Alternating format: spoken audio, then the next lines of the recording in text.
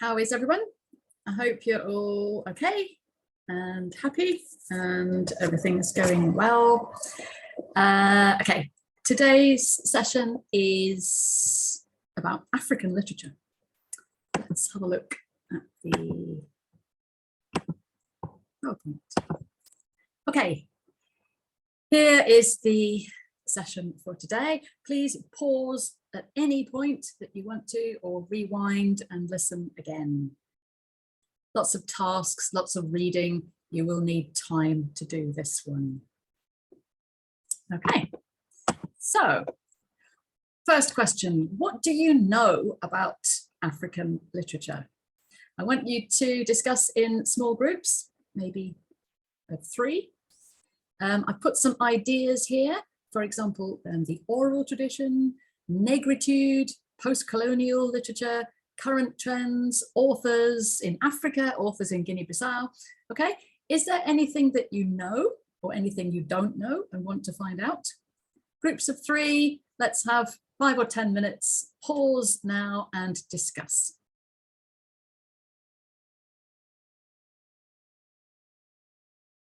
Okay, we're going to be looking at all these ideas later on in the session, so we will come back to these. So keep your thoughts in your head for now. I hope you know a bit, but not everything. Maybe that's most people. And how would you define African literature? So what is African literature? Interesting question. What do you think are the main themes, the characteristics? Which languages are we talking about? And which African authors are famous outside Africa? So this is part 2 of the discussion. In your same groups of 3, I want you to pause the video now and discuss what you think are the answers to these questions. Okay, now.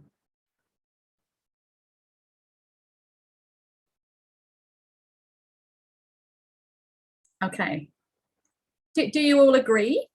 And do you know a lot about this topic? We should do, shouldn't we? People in Africa should know a lot. Let's see how much you know.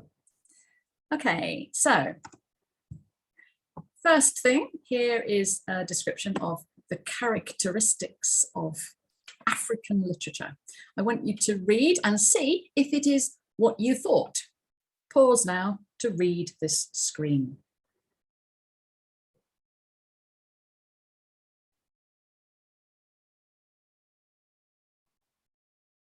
Okay, so typical definition, African literature is literature of Africa or from Africa.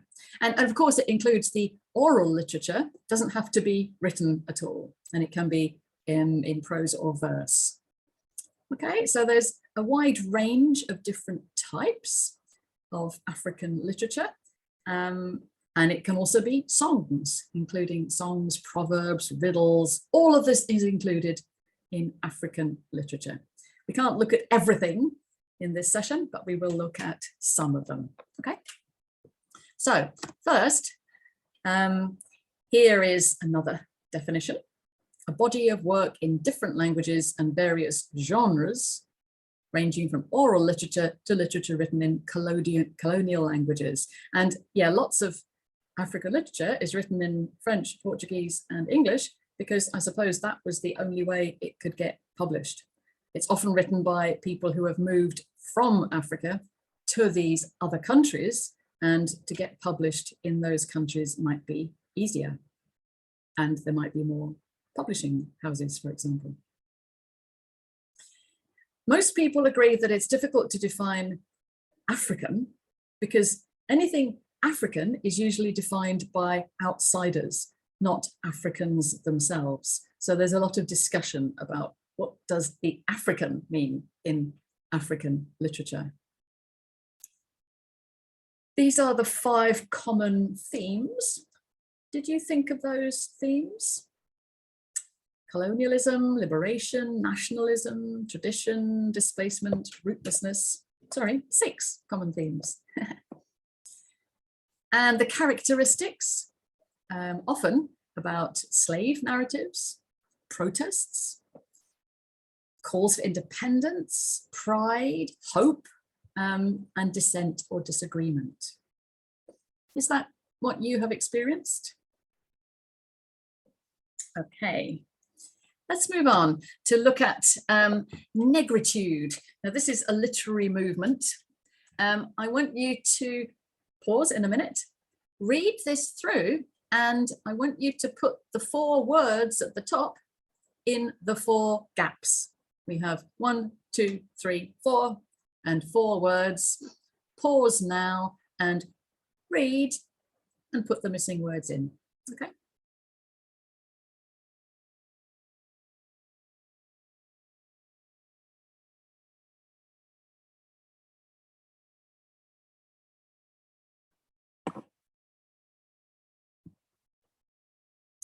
Okay. It's a good trick for getting people to read and focus by missing out just a few key words. Let's see if you got these correct. Number 1 was Paris. Yeah. Number 2, yes, Senegal. Number 3, European. And number 4, slavery. Those key words in the literary movement. This was 1930s, 40s, and 50s, a very powerful movement of Black pride, which is a very big part of African literature. Next one. We have another one now about post-colonial African literature. There are 3 missing words at the top. Pause, read, and decide where the 3 words go in the text.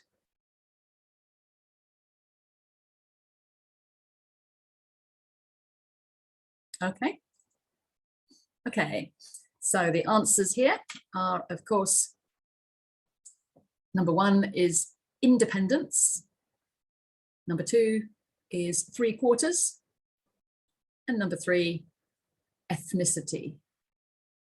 These are not difficult gap fills. It's just focusing your reading to fill in these key words.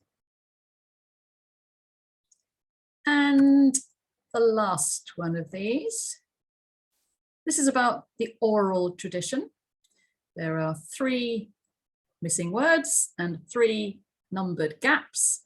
Please pause, read, and put the words in the gaps now.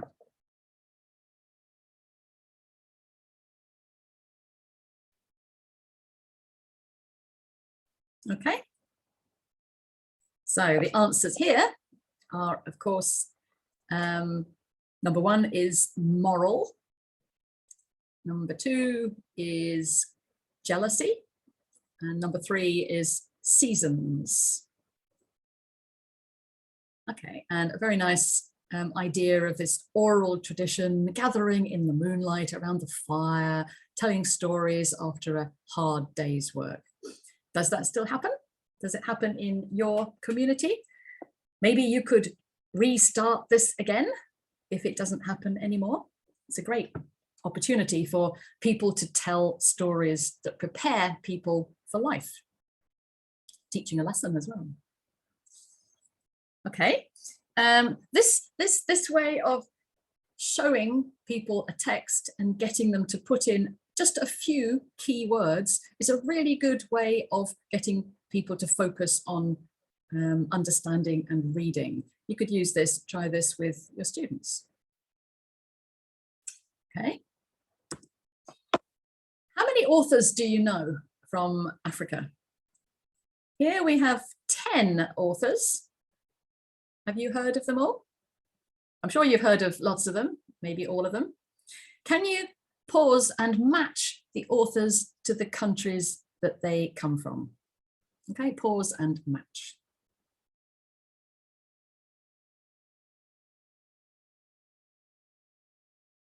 Okay, I hope you know where Chinua Achebe and Chimamanda Ngozi Adichie come from, because we've been looking at them.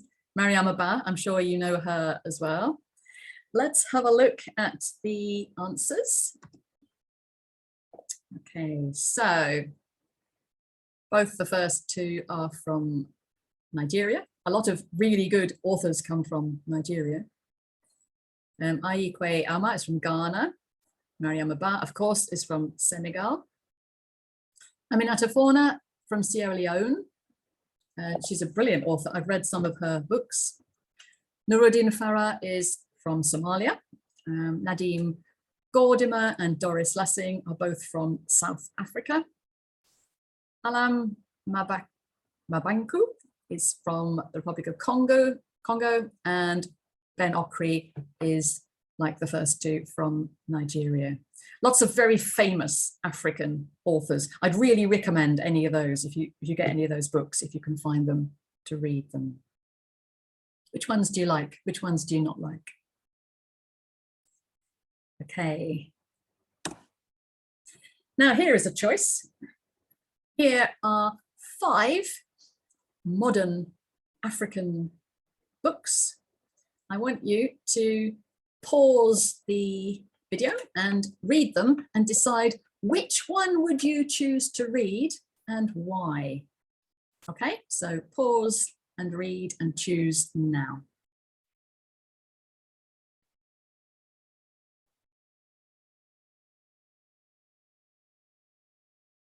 Okay. Which one would you choose? I think they all look really, really interesting. I have read 2 of them. I read number 3 and number 5. They are both brilliant books. Number 3 won a very big prize in Europe, the Booker Prize.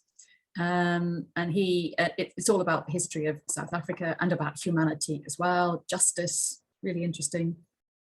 And number 5, Abdul Razak Gurner is won the Nobel Prize for Literature.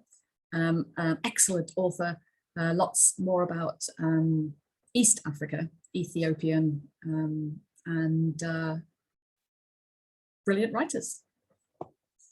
Okay, have a look at reviews, because these parts of the book, or the blurb on the back of the book, which you read to decide whether to read the book or not, are quite important in summarizing different books.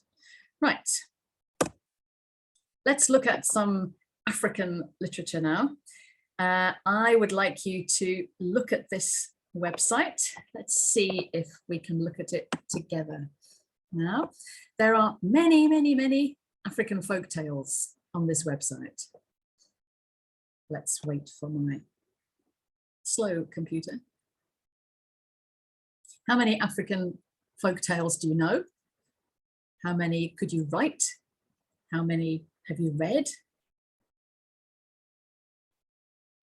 This is taking a while, sorry. Here it is. Okay, it's coming up. African, or on a computer, obviously. And you can look at lots and lots and lots of examples of African folk tales. Okay, let's have a look. So you scroll down and you choose the ones that you want. So animated tales, illustrated tales. You could use these, for example, for the project that we're going to do, writing children's literature, little books. And these pictures are brilliant, aren't they? You could print these out if you wanted to. Lovely, lovely pictures here. Or of course you can draw your own pictures. So lots and lots of stories here. So you just click on one and it goes to the story with pictures. Very nice for telling the stories to children as well. Have a look at this one. An example, Why Antelope Lives in the Bush. Great picture, reading. Okay, you can look at all of these stories on this website. Okay, so we're going to read a few stories now and discuss them. I want you to think about these questions while you're reading. So the first question is, what's the message of the story? Is there a message? Is there a meaning? why they wrote that story. Why is the story African? Why would you say it's African? And how could you use a story like this in English classes? So these are the three questions: message, why it's African, how you could use it. Let's have a look. This is the first story. It's just one screen, so one slide. So pause now to read the story and then discuss the message, why it's African, and how you could use it. Okay, pause now.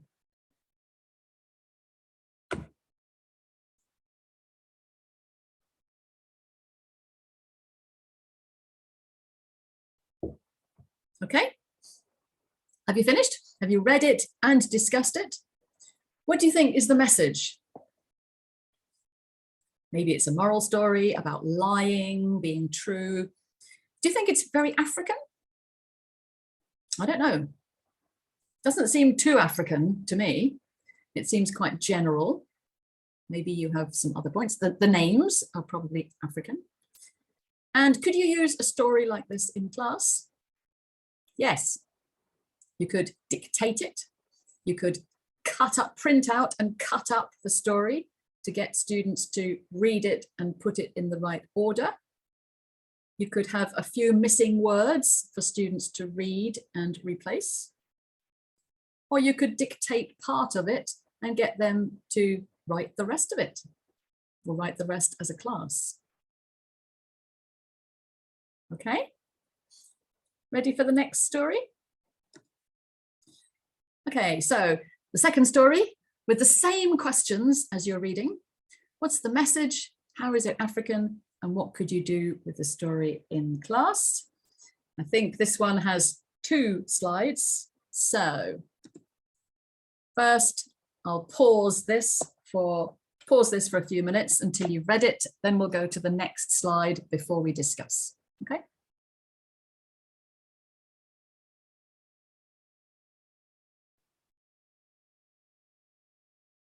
Okay, are you ready for the next second half of the story?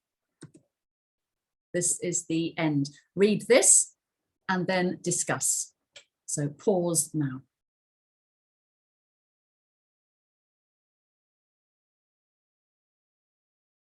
Okay.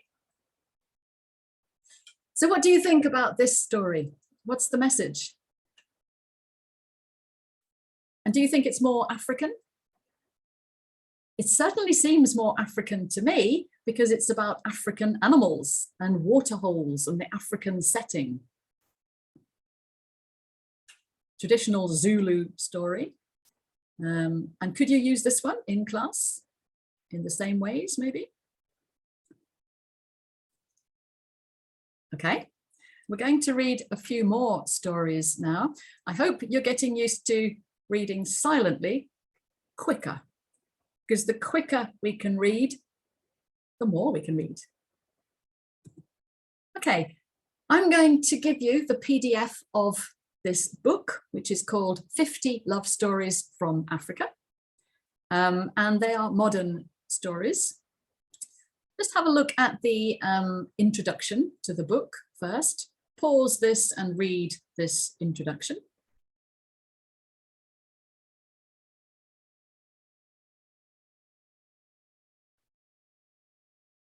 Okay.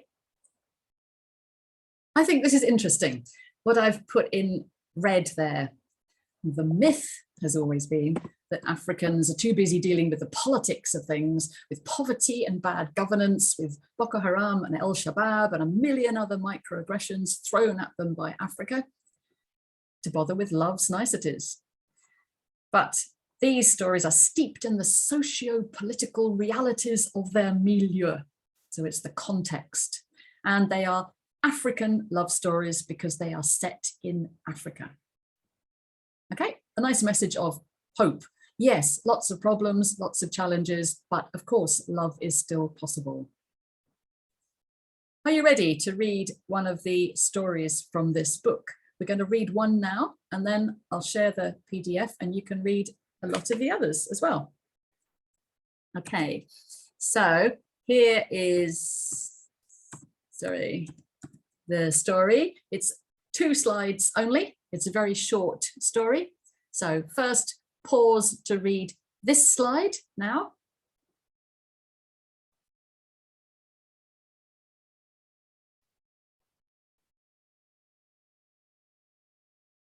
Okay. Ready for the second half now.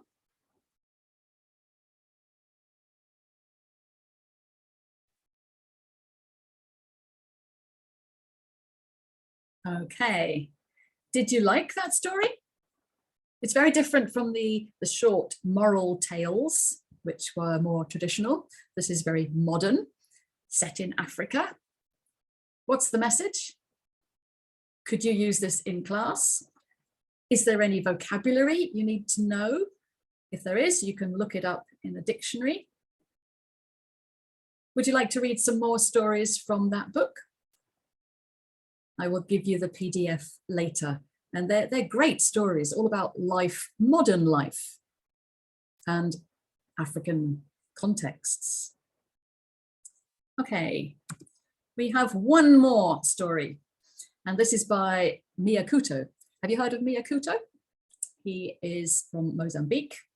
Most of his stories were published in Portuguese first and translated into English. And it's a type of magical realism. I've read a few of his novels and I thought they were excellent. So pause now to read this introduction about Kutto.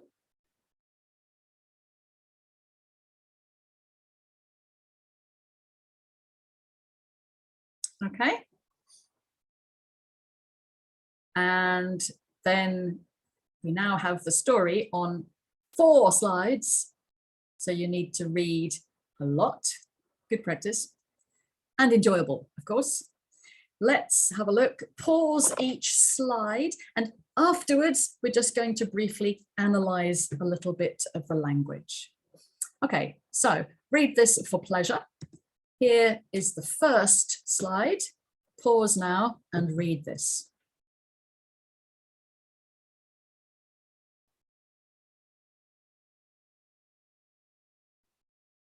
Okay, ready for slide number 2?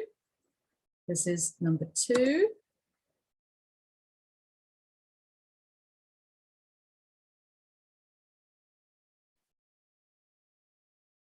Okay, ready for slide 3?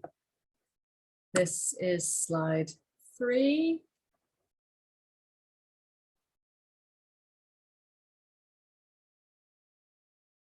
And ready for the last bit.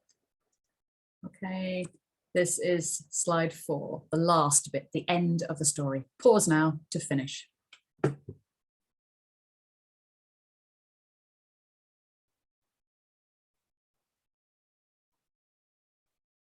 Okay, what did you think of that story? The language is very beautiful, and we're going to look at a bit of the language now. He's very creative with his language and very interesting ideas, part of this magical realism as well. Let's have a look at one of the paragraphs. This is from slide 1. You've already read it. And it's good to analyze literature after we've read it, when we know what's going on. Can you find a simile, a metaphor, an oxymoron, and some imagery? Let's review. A simile is when it's saying something is like something else, comparing it and saying it's like. A metaphor is when you're comparing something to something else, but you're not saying it's like it is, you're saying it is. An oxymoron is where you have 2 things which sound like opposites together. Often find this in literature. And imagery is when the writing creates an image in your mind. So pause now and find these 4 things in pairs. Okay, now.